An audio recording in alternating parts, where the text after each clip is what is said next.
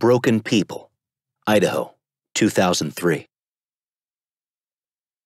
When Jonathan Cole accidentally ran over his 6-year-old boy with the carbine harvester, it was the worst day of his life, one that was quickly followed by a procession of runners-up for this honor in rapid succession.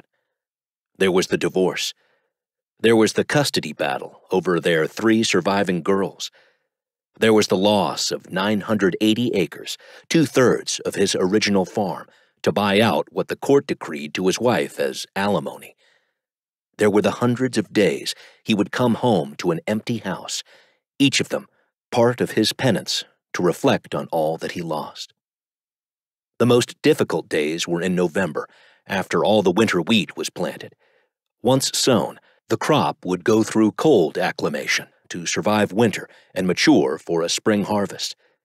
This year, planting had gotten off to a late start because of an unexpected rainy season, one that Jonathan knew would likely delay harvesting next year.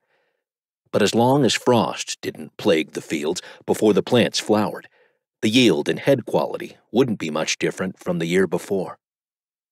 Knowing that, Jonathan had started to think of the late planting as a blessing.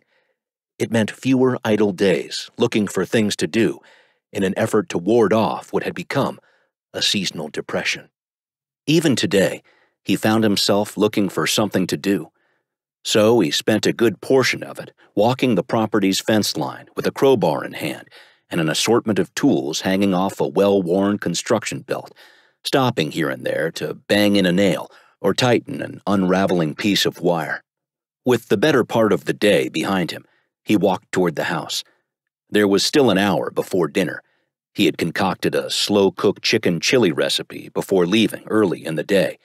So Jonathan stopped at the front porch to look back upon the low-hanging sun. It wouldn't be long before the clouds would flush and turn crimson, a sight he had never grown tired of, when he had someone to share it with. Life was different when he had a family. His wife always referred to him as her rock, strong and determined. His 4 children loved him because he was funny, often bursting through the door singing the Mighty Mouse song that he was home to save the day.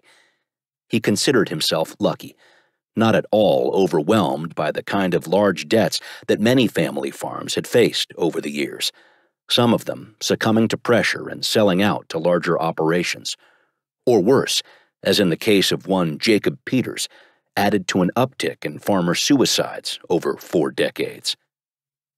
Despite his personal misfortune, Jonathan wasn't susceptible to either. While his farm was no longer profitable enough to buy back the acres he lost, he couldn't see himself doing anything different. As for suicide, it wasn't viable as a Christian, even if he had stopped going to church to avoid the quiet discomfort that seemed to follow him like a personal storm with queries of how he was getting along or if he wanted to talk. He would never burden his girls or their future children with such a deeply haunted legacy. So he suffered alone, as safe from prying eyes as possible. Nobody came around anymore, not after he sent the last funeral casserole dish back without even a spoonful taken from its ceramic and tinfoil-topped shell. Nobody came around anymore, except today.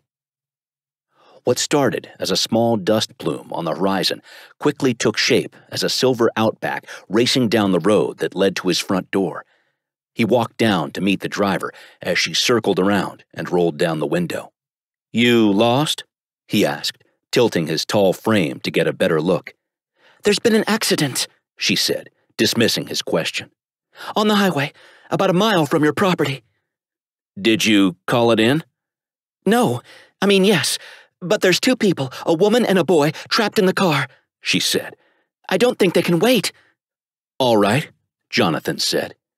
"Let me get my keys, and I'll follow you back." "I don't think there's any time to spare," she insisted. "I'll take you. Get in." "All right," he said, opening the door and climbing into the passenger seat. As soon as he was in, she stepped on the gas and headed toward the highway.